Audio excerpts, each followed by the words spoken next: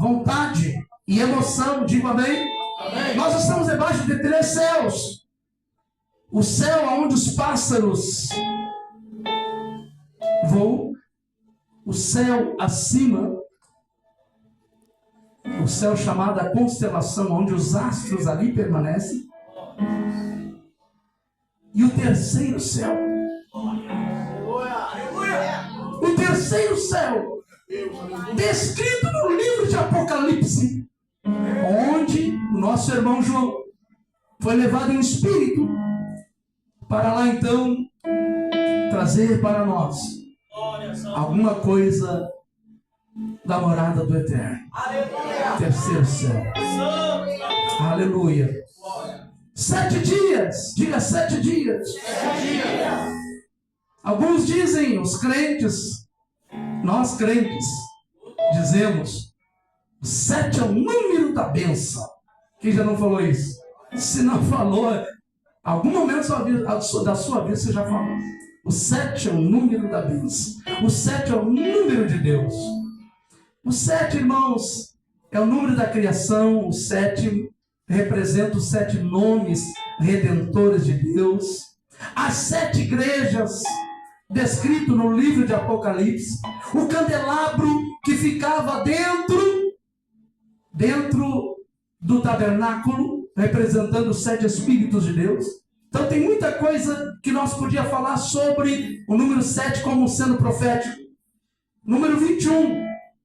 Você sabia que 21 dias representam um ciclo, uma mudança? Quem sabia diz amém? Número 21, por isso que Daniel, ele vai jejuar, ele vai se consagrar, ele vai entrar na presença de Deus, em um lugar distante da sua terra natal, e lá ele vai clamar ao Senhor, e vai levantar um jejum ao Senhor. Por 21 dias não comeu comida agradável, e consagrou ao Senhor 21 dias. Quantos dias? 21 dias. A Bíblia diz que desde o primeiro dia que Josué aplicou o seu coração ao jejuar, comendo somente legumes e frutas, o Senhor já envia o seu anjo para trazer a resposta. Porém, o anjo não pôde descer, porque nos ares da Pérsia havia multidões de demônios que impediam a passagem do anjo. Mas no 21º dia, o anjo desceu. E quando o anjo desceu, Daniel estava... A Bíblia diz que ele tremia por todo o corpo quando o anjo trouxe a resposta, porque ele precisava de uma resposta de esperança para Israel. O Deus que nós servimos é um Deus de resposta. Amém? Então 21 na Bíblia significa o tempo ou o começo de um novo ciclo. Por 21 dias, quando as pessoas comem apenas legumes e frutos, até mesmo o nosso organismo, ele é purificado. Quem sabia disso? Agora domingo, amanhã estarei lançando 21, o jejum na fé de Daniel. 21 dias, somente com legumes e frutos lá em Santa Cruz do Sul. E Deus tenha abençoado. Número 40, irmãos. Recomeço significa recomeço ou começo de coisas grandes. Vamos dizer, recomeço ou começo de coisas grandes. Por exemplo, se nós for, é claro que eu não vou poder recorrer toda a parte histórica bíblica, mas se vocês forem ver desde a criação, tudo que Deus fez é perfeito, continua sendo perfeito. Nós somos imperfeitos. E porque nós somos imperfeitos, um dia o nosso Criador desistiu. Desistiu de nós, você sabia? Ele desistiu. Por um momento Deus pensou, vou destruir todos. Não quero mais. Mas ele viu um homem chamado Noé. E ele diz, não vou fazer isso, não vou destruir. Ele chama Noé e diz, Noé, você vai construir uma arca. E você vai entrar dentro dessa arca porque eu vou mandar um dilúvio. Vou mandar muita chuva. E a chuva vai inundar toda a face da terra. entra para dentro da arca, tu, os teus 3 filhos, as tuas 3 noras, porque eu vou destruir tudo. E ele pregou uma palavra de arrependimento. Os Noés estão aqui. Quem são os Noés de hoje? Os Noés estão aqui, irmãos, uma vigília, nessa noite fria, porque nós cremos na palavra do arrependimento, na palavra de Deus. Nós cremos que Deus tem urgência em salvar milhares de pessoas. Deus tem urgência em salvação. O problema é que a salvação é para todo mundo, mas nem todos serão salvos. Isso é um problema. Nem todos serão salvos. Mas a salvação dada por Jesus é para todos. Resumindo a história, Noé pregou quanto tempo? Mais ou menos 100 ou 120 anos. Arrependei-vos, Deus vai mandar dilúvio, vai mandar muita água, todos vão morrer. Chamava ele de louco, maluco, velho louco. Mas ele continuava pregando e construindo a arca. Levou 100 anos para construir a arca.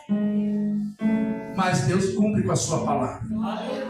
Depois de 100 anos ele diz: entra para a arca, você e sua família, e eu vou fechar a arca. Ou seja, a porta que Deus fecha, ninguém pode abrir. Quando a porta da arca se fechou, irmãos, a porta da arca ainda está aberta nos dias de hoje. Cada igreja é uma porta da arca aberta. Seja ela pequena, seja ela grande. O convite é para todos. Aleluia. Todos são convidados a serem salvos. Mas no tempo do velho Noé, não acreditaram. Como não continuam acreditando na pregação do Evangelho nos dias de hoje. A porta da arca se fechou. Deus fechou pro lado de fora, para que ninguém saísse e ninguém mais entrasse. E Deus começa a mandar a chuva torrencial do céu. E da terra, as fontes se romperam. Quantos dias choveu? 40, diga para o irmão que está ao teu lado aí. 40 dias, irmão. 40 dias choveu uma chuva torrencial. Torrencial. Mas, depois de 40 dias, a chuva se acalmou. Havia apenas água, muita água. Corpos boiando sobre as águas.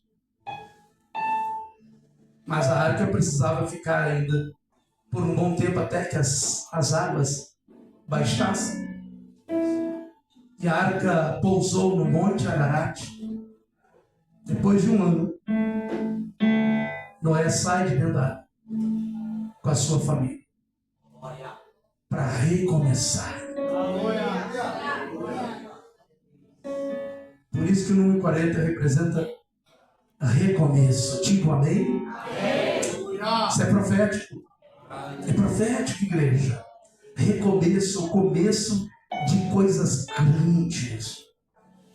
Quando Deus dá ordem para passa a história, depois começa a população novamente. E você sabe a história, começa o período dos patriarcas de Israel. Abraão, Isaac, Jacó. Quando chega no terceiro patriarca, Jacó, houve uma fome em Canaã. Jacó precisou, através do seu filho José, que você sabe a história, se tornou governador do Egito antigo. E eles foram levados de Canaã, porque houve fome na terra de Canaã, para morar no Egito. Irmãos, aquele povo hebreu não era escravo desde o começo. Eles se tornaram escravos depois de muitos anos. Porque nos primeiros anos eles tinham fartura, eles tinham comida, eles vendiam, eles negociavam, tinham alimento, tinham fartura. O faraó os protegia por causa de José, filho de Jacó, que era o governador. Mas o tempo foi passando e eles permaneceram lá. Os hebreus por quantos anos? 400 anos. Até começar a reinar um faraó com o coração do diabo, o coração endurecido, e tornou aquele povo de Deus e escravizado, se tornar escravo. Mas Deus levanta um Moisés. Oh, aleluia! O povo orou e Senhor, nos salva, Senhor. Ouça o nosso clamor. Envia um libertador. Deus preparou tudo, irmãos. Desde quando Moisés nasceu, ele foi criado como um príncipe dentro da casa de Faraó, para depois receber o chamado lá no deserto. E depois que recebeu o chamado, ele retorna. E vocês conhecem a passagem bíblica. Deus começa então a usar Moisés, e Faraó precisou liberar o povo. E o povo saiu lá do Egito, do antigo Egito. Quase 2 milhões de pessoas saíram do Egito naquele dia em que a 10ª praga acabaram de acontecer, onde morreram todos os primogênitos dos egípcios, tanto pessoas como animais. Tudo que era primeiro primogênito morreu. Havia um choro, havia um cenário de um lado de alegria, porque quem é filho de Deus se alegra até mesmo no meio do caos. Você conhece a palavra, eu posso falar aqui livremente, porque eu estou diante de pessoas que conhecem a Bíblia. Vocês sabem que Deus manda Moisés falar para o povo que eles matassem. O que eles deveriam matar? Um cordeiro. Colocaram o sangue daquele cordeiro em uma bacia, e com o sangue do cordeiro colocar no umbral da porta, porque à meia-noite o anjo da morte seria liberado. A casa que tivesse a marca do sangue nos umbrais da porta das suas casas, o anjo não chegava. O anjo da morte não podia chegar. A diferença daqueles que servem a Deus daqueles que não servem. Amém? Você está entendendo isso aqui? A diferença. Eles celebram a partida de uma vida de escravidão, porém estavam livres corporalmente, mas continuavam escravos na mente. O povo hebreu que saiu, pastor Mariano, lá do Egito, estava liberto pelo poder divino, porém presos na mente, livres, mas presos mentalmente, como se vivessem como escravos. E lá no deserto, vocês conhecem a palavra, Deus chama Moisés para ficar a sós com ele. Moisés sobe no Monte Sinai. Irmãos, e lá Moisés fica frente a frente com Deus. No Monte Sinai, Deus escreve as tábuas da lei, porque afinal de contas, aquele povo precisava de regra, aquele povo precisava de disciplina, sim ou não? Aquele povo precisava conhecer o verdadeiro Deus, porque de fato eles ficaram muitos anos lá no Egito, e lá eles aprenderam a conhecer deuses pagãos, a Será e outros tantos deuses que eram adorados no Egito. Talvez se passou muito tempo, não que os pais não tivessem ensinado a respeito do Deus de Abraão, Isaac e Jacó para os seus filhos, mas estava enfraquecida a visão do verdadeiro Deus no coração e na mente daquele povo. Por isso Deus precisava trazer a lei, a revelação da lei, os 10 mandamentos. Enquanto Moisés estava lá no Monte Sinai, a Bíblia fala que os hebreus estavam lá no arraial, e de longe eles viam a glória do Senhor no Monte Sinai, que fumegava. Só que eles não tiveram paciência de esperar a volta do líder, e começaram uns aos outros proclamarem ali e dizer: olha, vamos levantar um bezerro de ouro. E eles não tiveram nenhuma dificuldade de levantar um bezerro de ouro, porque afinal de contas eles estavam acostumados com a ideia de adorar outros deuses. Vocês entendem isso? Não foi dificultoso até mesmo Arão, o sumo sacerdote, não podia fazer nada, porque o povo era grande, porque o povo era... A Bíblia fala que esse povo ele era um povo obstinado. O povo hebreu, lá no deserto, era um povo obstinado. Foi Deus que falou, esse povo é obstinado, eu vou matar esse povo. Eles são obstinados naquilo que eles querem. Talvez seja por isso que Arão não pôde segurar e permitiu que eles construíssem o bezerro de ouro. Mas quando Moisés desce, depois de quantos dias no Monte Sinai? Quantos dias? 40 dias. 40 dias na presença de Deus. E Deus escreve as tábuas da lei com seu próprio dedo. Quando ele chega lá, ele vê aquela folia, aquela bagunça, que precisava de um líder forte para colocar a casa de Deus em ordem. Moisés se decepciona, porque ele entrega a vida dele por amor àquele povo.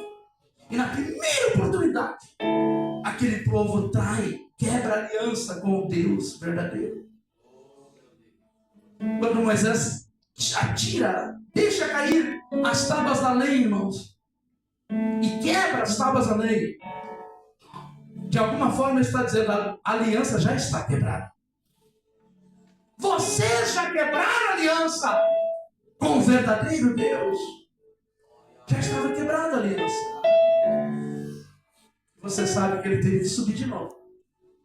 Depois de algum tempo, e Deus, uma vez mais, reconstituir tudo aquilo. Amém, queridos? Glória a Deus.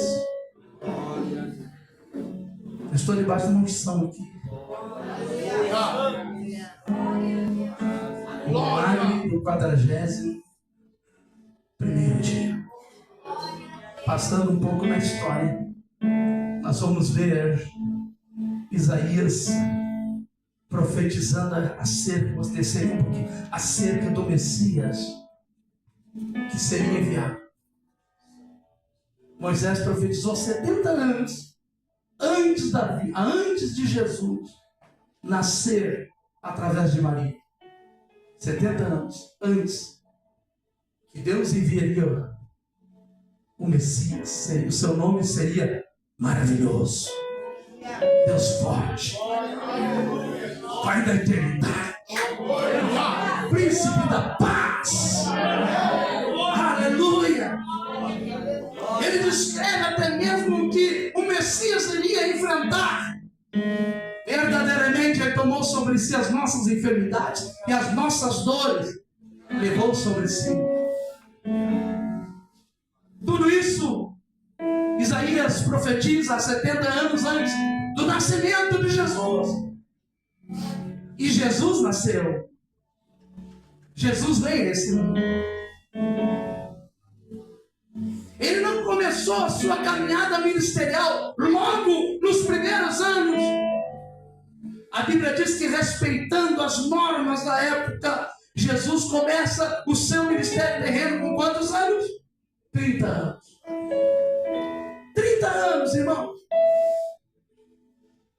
Mas a primeira coisa, antes mesmo do Senhor Jesus começar a sua caminhada evangelística, a sua caminhada missional, vocês conhecem? Ele foi levado pelo Espírito ao deserto. E lá no deserto, Jesus se propõe jejuar 40 dias. Quantos dias? 40 dias. Eu quero falar algo para vocês essa noite. Existe um tempo de preparação. Olha para a pessoa que está falando, existe um tempo de preparação. Até Jesus passou por isso. Existe um tempo de preparação. Talvez alguém esteja se perguntando ou se indagando, por que é que as promessas de Deus ainda não se cumpriram na minha vida? Talvez porque Deus esteja te preparando Talvez porque você ainda está na olaria de Deus. Ou talvez porque ainda você precisa ser levado para o deserto. Jesus não tinha pecado, mas mesmo assim ele foi levado pelo Espírito para o deserto. Existem alguns desertos que as pessoas se colocam por si próprias. E desertos que as pessoas se colocam por si próprias é mais difícil de sair. Por quê, pastor? Porque deserto que as pessoas se colocam por si próprias tem muito mais a ver com atitudes, tem muito mais a ver com decisões erradas que as pessoas fazem, que cometem na sua vida e precisam retomar a sua caminhada. Mas tem desertos que é Deus que leva. E o deserto, ó irmão, você tá entendendo? O deserto que Deus leva, que é Ele que leva, pode ter certeza. Aleluia. Pode ter certeza. O deserto que, quando é Deus que leva a pessoa para o deserto, será um tempo de treinamento. Ei, será um tempo de revelação. Será um tempo de aprendizado. Será um tempo de crescimento. Será um tempo em que o Senhor vai forjar o seu caráter. Em que o Senhor vai te preparar. Porque afinal de contas, a obra é grande. Porque a obra é grande, não pode ser feita de qualquer forma. Tem que ser feita com responsabilidade. A obra é grande. Aleluia. Jesus foi levado então, e a primeira coisa que Jesus vai fazer, e Ele nos ensina. Diga comigo: oração. Oração. Jejum. Jejum. Consagração. Consagração. Vamos dizer mais alto? Oração. Oração. Jejum. Jejum. Consagração. Consagração. Oração, relacionamento com Deus. Jejum, esvaziamento do corpo e da alma. Purificação do corpo e da alma. Consagração, o preço da unção. O preço da unção. Tem muita gente que quer ser consagrada, mas não quer pagar o preço. Ei, irmão, a salvação é de graça. A salvação é de graça. Em Efésios está escrito: pela graça sois salvos mediante a fé. E isso não vem de vós. É dom de Deus. A salvação é dom. É de graça. É para todos, mas nem todos serão salvos. Então, deixa eu falar para vocês que estão aqui nessa vigília. Você é um privilegiado.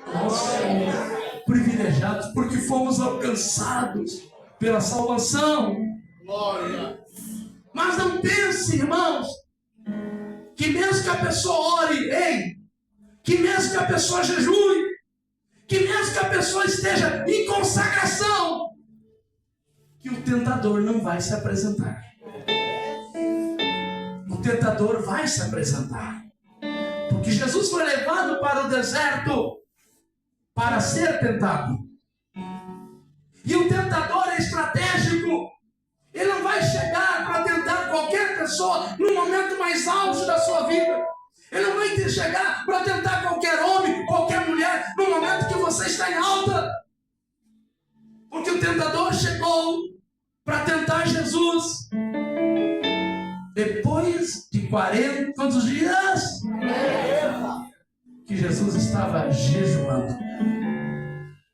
Ele estava debilitado. Estava fraco.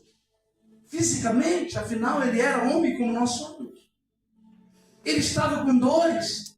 No deserto, para quem conhece a história do deserto, lá no Ocidente, sabe muito bem que durante o dia o calor chega até 50 graus ou 60 graus. Mas de noite, o calor que estava de dia cai bruscamente para quase 0 graus. Na parte da noite, durante o dia, um calor escaldante, durante a noite, um frio aterrorizante. Esse era o cenário Então, depois de 40 dias sem comer nada, alguém já ficou 40 dias sem comer nada? Jesus ficou. Depois de 40 dias, olha só, o topete do diabo. Depois de 40 dias, pastor José, o tentador vem. Ele vê Jesus fraco, debilitado fisicamente, e começa a fazer propostas. O tentador faz propostas. E a primeira proposta que o tentador vai fazer para o nosso mestre, porque ele vê que o nosso mestre está com fome, ele está fraco, ele está desnutrido, depois de 40 dias sem comer nada. A primeira proposta é óbvia: tu és filho de Deus, transforma essa pedra em pão. Jesus olha para o tentador e diz: nem só de pão viverá o homem, mas de toda a palavra que procede da boca de Deus. Você não pegou, vou te falar. Ei, tem momentos que a pedra vai continuar sendo pedra. Como assim, pastor? Eu oro, eu jejuo, eu sou dizimista fiel, mas a provisão não está chegando. O celeiro na minha casa está vazia. A despensa na minha casa está fraca. A pedra estava ali. Tenta transforma essa pedra em pão. Transforma essa pedra em pão. E eu pergunto para vocês que estão me ouvindo, vocês são inteligentes? Jesus podia transformar a pedra em pão? Sim ou não? Sim. Como é que nós sabemos isso? Porque Jesus caminhou por sobre as águas. Porque Jesus sustentou uma multidão de 15 mil pessoas com 5 pães e 2 peixinhos. Ei, você não está entendendo? O tentador não sabia a que ponto a parte divina de Jesus estava em ação, estava em atividade, mas ele estava tentando, ele estava lançando as suas propostas. Transforma em pão. Naquele momento a pedra continuou sendo pedra. Irmão, continue orando. Está difícil, pastor, está apertada a coisa. Eu sirvo a Deus e não está dando certo. Fica na fé. Fica na palavra.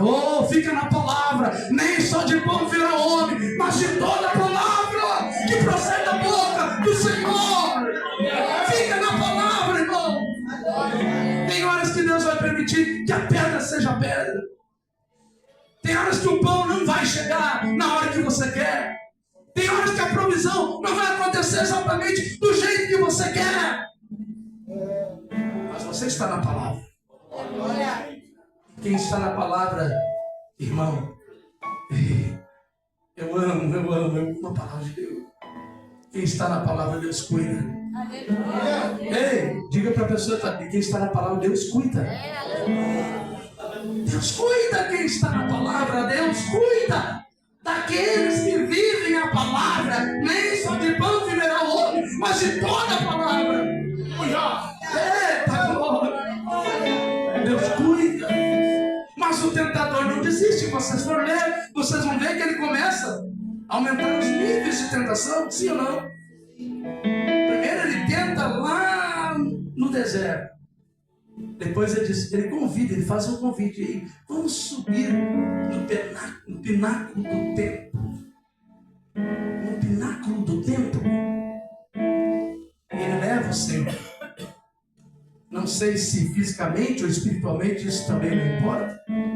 O fato é que o tentador levou o nosso mestre na parte mais alta do pináculo do templo e diz a ele: se tu és Filho de Deus, olha as propostas.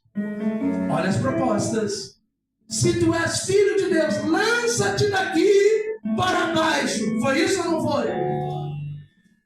Jesus poderia ter se lançado e não aconteceu nada com ele.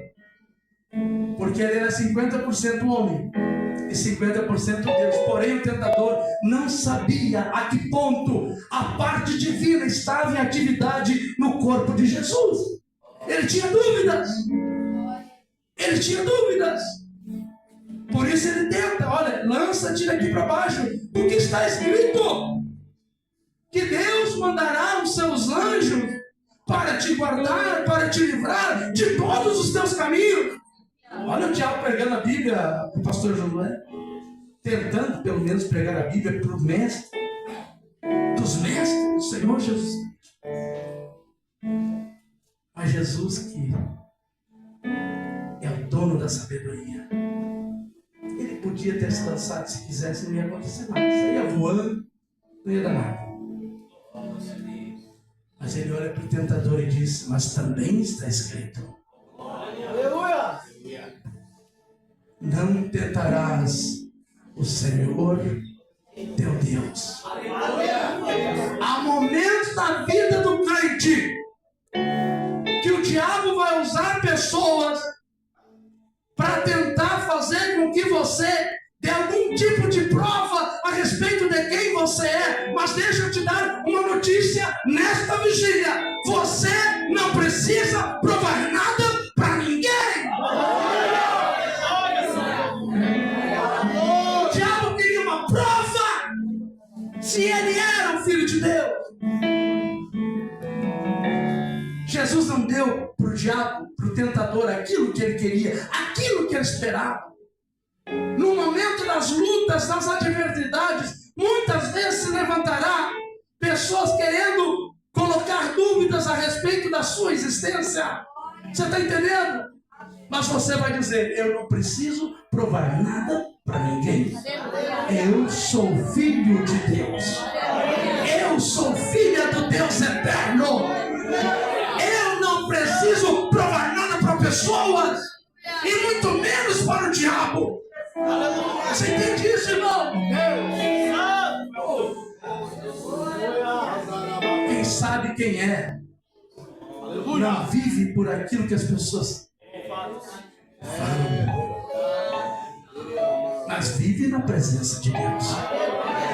Deus o justificará. Ele é o Senhor.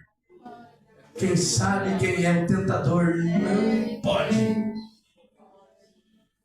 colocar algum encargo sobre a sua vida. Você não precisa provar nada, porque às vezes o tentador vem. Se você não é filho de Deus, você não está na igreja, você não vai todo domingo no culto, e essa luta que você está passando é. Tem pessoas que ouvem o tentador. Deveria fazer o contrário. Diabo, eu não tenho que provar nada para ti. Eu não tenho que mostrar ou revelar quem eu sou desde cedo. Eu estou em Deus. Deus é a minha vingança. A Bíblia diz. Mas o tentador, ele não desiste. Ele vai subindo de nível. Você sabe que ele sobe um pouco mais de nível. Ele leva o Senhor até os mais altos montes. E lá, irmãos, nos mais altos montes, Jesus fraco, debilitado, cansado, por jejuar 40 dias. Mas deixa eu te dar uma notícia: o milagre do 41º dia está chegando. Oh, aleluia! O milagre do 41º dia está chegando, igreja. Jesus está lá com o tentador nos mais altos montes, na última tentação. E agora o diabo foi mais ousado ainda. Ele começa a revelar os reinos da terra. Não se sabe exatamente o que foi. Talvez reinos do passado, reinos do futuro. Talvez ele mostrou alguns cenários das grandes metrópoles que nós temos hoje em dia aos olhos de Jesus. Ei, presta atenção. E ele disse: tudo aqui é meu. Foi isso ou não? Ele estava mentindo. Por incrível que pareça, o tentador é o pai da mentira. Mas nesse momento ele está falando a verdade. Porque a Bíblia diz: o mundo jaz no maligno.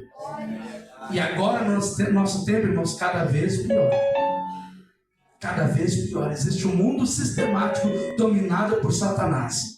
não os mundos que Deus criou, porque o diabo não tem poder de criar nada.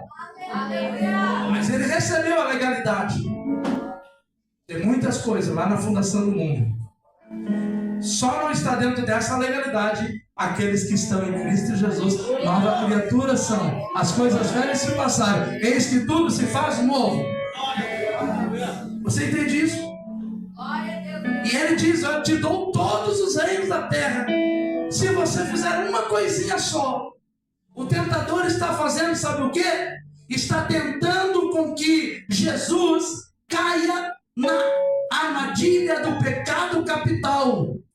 Vocês sabem qual é o pecado capital? O mesmo pecado que ele mesmo cometeu lá no céu, onde ele foi lançado do reino dos céus com a terça parte dos anjos. Agora anjos decaídos, demônios. Porque o orgulho é o pecado capital. Eu te dou todos esses reinos. Você só precisa fazer uma coisinha. Se ajoelhe e me adore. Está amarrado. Se ajoelhe e me adore. Jesus olha para o tentador e diz assim: somente ao meu Deus adorarei. Já viram aquela canção? Adorarei, te adorarei. Vou cantar isso aí hoje. Somente ao Senhor teu Deus adorarás. Somente a Ele prestarás culto. Oh, aleluia! O tentador queria puxar de dentro de Jesus algum tipo de orgulho. E todo orgulho precede a queda, sim ou não? Todo orgulho precede a queda. Eu sei quando um homem é de Deus e quando não é de Deus, quando uma mulher é de Deus, quando não é de Deus. Se for arrogante, se for soberbo, cuidado. Cuidado. Porque quem é cheio de Deus tem humildade de coração. Quem é cheio de Deus é humilde de espírito. É humilde de espírito. Quem é cheio de Deus, irmãos, tem o amor de Cristo no coração. E não se acha melhor do que ninguém. Tem Deus no coração. Tem compaixão. Tem sentimento de compaixão por aqueles que precisam ser ajudados. Mas quando a pessoa tem orgulho, ela já comprou.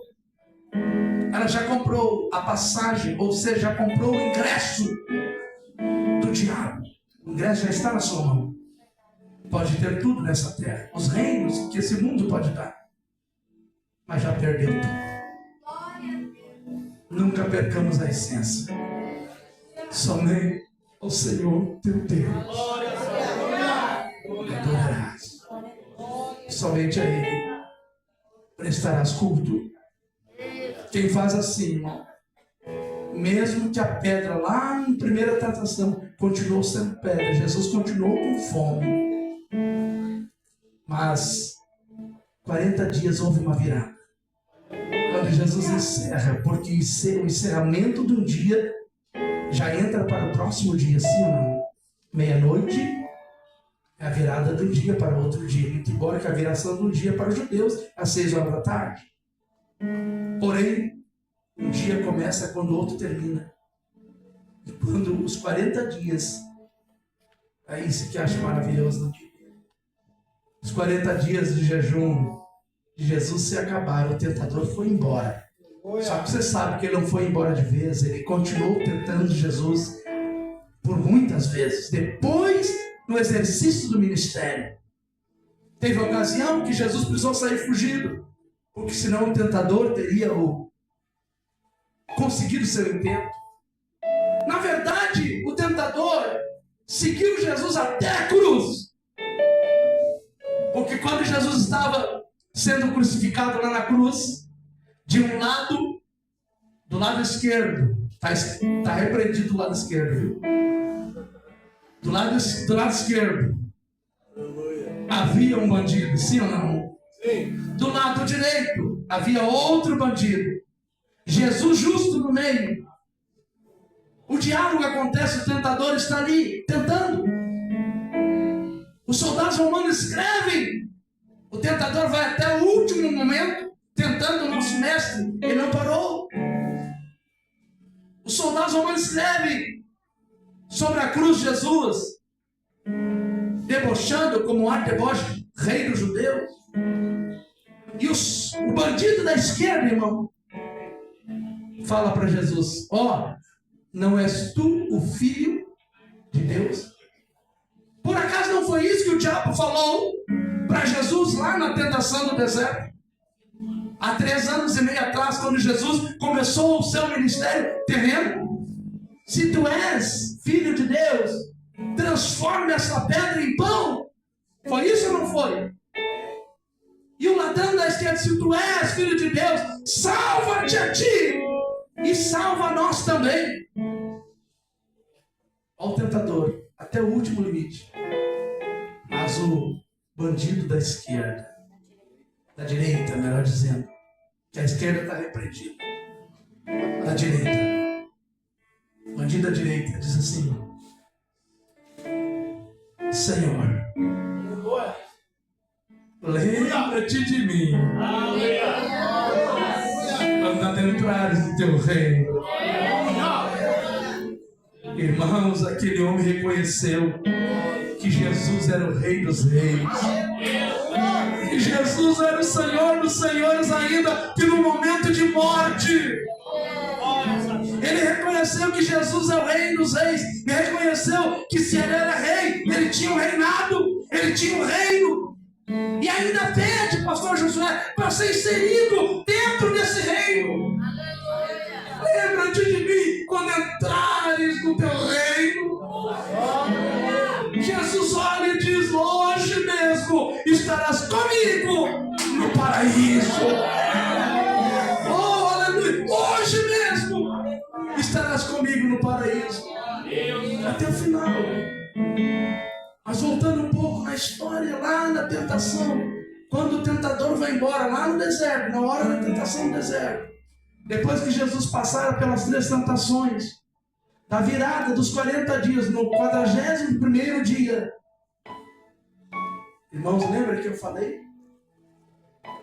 Que dos seus Deus cuida. Eu não sei,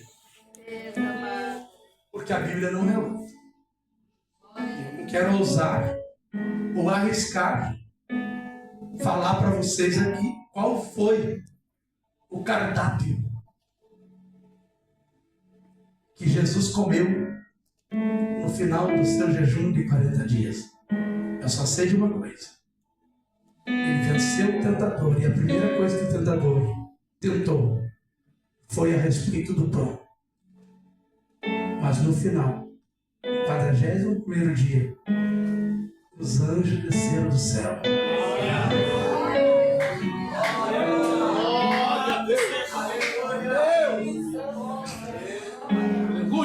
E prepararam um banquete para Jesus. A pedra continuou sendo pedra, mas Deus continua sendo Deus. Guarde essa frase: a pedra continuou sendo pedra, mas Deus continua sendo Deus. O que você quer falar com isso, pastor? Na hora certa, se você for forte, se você vencer o tentador, o Senhor vai preparar uma mesa farta diante de ti. Ele vai saciar a fome da tua alma. Ele vai saciar a sede. Ele vai colocar diante de ti. Vai cuidar de você. Vai te alimentar. Vai te abraçar. Os anjos, pastor José, festejaram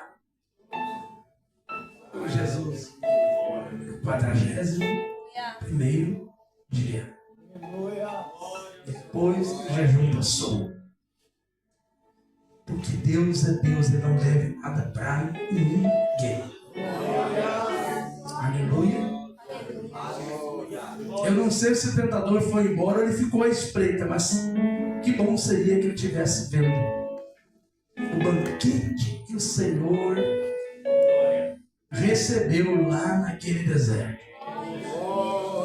Por isso que Davi vai dizer: prepara-te uma mesa, prepara-me uma mesa na presença dos meus inimigos. Que mesa simboliza comunhão. Mesa simboliza relacionamento. Irmãos, mesa simboliza provisão. E tantas coisas acontecem numa mesa. Eu tenho uma mensagem que eu prego sobre os 3 altares da família. Um dos altares é a mesa, aonde o pai, a mãe, os filhos sentam em volta da mesa, porque mesa significa comunhão, momento de comunhão. Foi isso que os anjos fizeram com Jesus lá no deserto. Depois que o tentador foi embora. Amém? Pastor, a luta está grande. Aguenta firme. Aguenta firme. Fique de pé, irmãos. De pé. Aguenta firme, irmão. Aguenta firme. Aguenta firme. Enquanto você está enfrentando o tentador, o Senhor está preparando tudo para te abençoar na hora certa. Para te abençoar no momento certo. Muitas vezes o momento não é aquele que você espera, mas é aquele que está preparando para a tua vida. É aquele que está preparando para a tua vida. Creia nisso. Então somente creia. Uma nova história Deus está escrevendo para ti, moça. Creia. Creia. Ele tem recolhido as suas lágrimas. Ele tem visto as tuas lágrimas na madrugada. E tu sabe que eu estou falando a verdade. Ele tem visto isso. Na hora certa. Na hora certa. Os anjos viram. Eles vão vir. Feche teus olhos. Ou